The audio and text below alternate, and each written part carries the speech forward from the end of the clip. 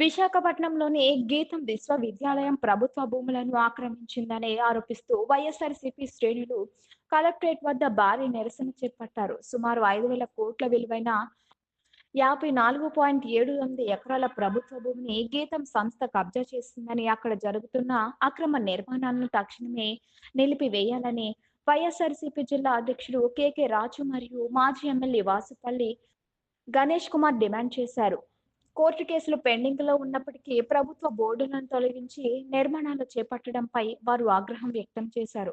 వందలాది మంది మద్దతుదారులతో కలిసి కలెక్టరేట్‌కు సామూహిక ఫిర్యాదులు అందజేశారు. ప్రస్తుత కూటమి ప్రభుత్వం తమ బంధువుల సంస్థ అయిన గీతంకు కొమ్ము కాస్తుందని, భూ అక్రమాలను క్రమబద్ధీకరించే ప్రయత్నం చేస్తుందని వైఎస్ఆర్సీపీ నేతలు తీవ్రంగా విమర్శించారు. ఈ భూములను కాపాడాలని వారు గట్టిగా డిమాండ్ చేస్తున్నారు. కబ్జా చేస్తుంటే అధికారులు ప్రజలకు సేవ చేయాల్సిన అధికారులు రాజకీయ నాయకులకి, స్థానిక ఉన్న అధికారులు రాజకీయ నాయకులకి పనిచేయడం కాదు. అధికారులు అనేది ఎప్పుడు కూడా ప్రజలు దామవుతారు సార్. దీన్ని ఇమీడియట్ గా ఎవరైతే ఎంపీ ఉన్నారో, ఎవరైతే ఆ యజమాని ఉన్నారో వాళ్ళ మీద కేసు చేసి ల్యాండ్ గ్రాబింగ్ కేసు పెట్టి దీన్ని మీకు ఇప్పటి వరకు చేయాల్సిన అవసరం ఉంది సార్. కేసు ఫైల్ చేయాలని మా అభ్యర్థన సార్. దీనికి సంబంధించి ఇవి చూడండి సార్, ఈ రోజు కూడా వర్క్ చేస్తున్నారు. ఈ రోజు మార్నింగ్ కూడా వర్క్ చేస్తున్నారు. మీరేమో స్టాప్ చేశారని చెప్తున్నారు సార్. ఈ రోజు కూడా వర్క్ చేస్తున్నారు.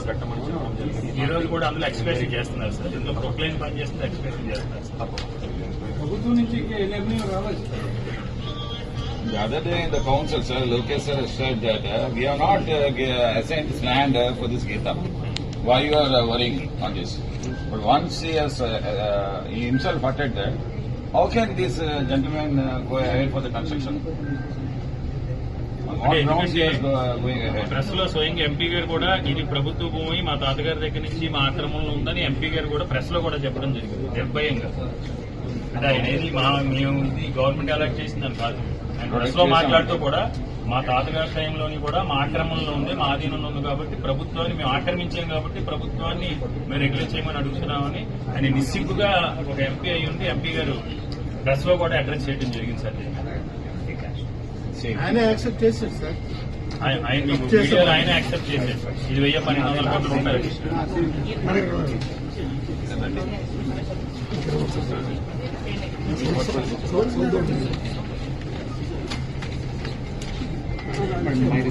ఒకసారి మేడం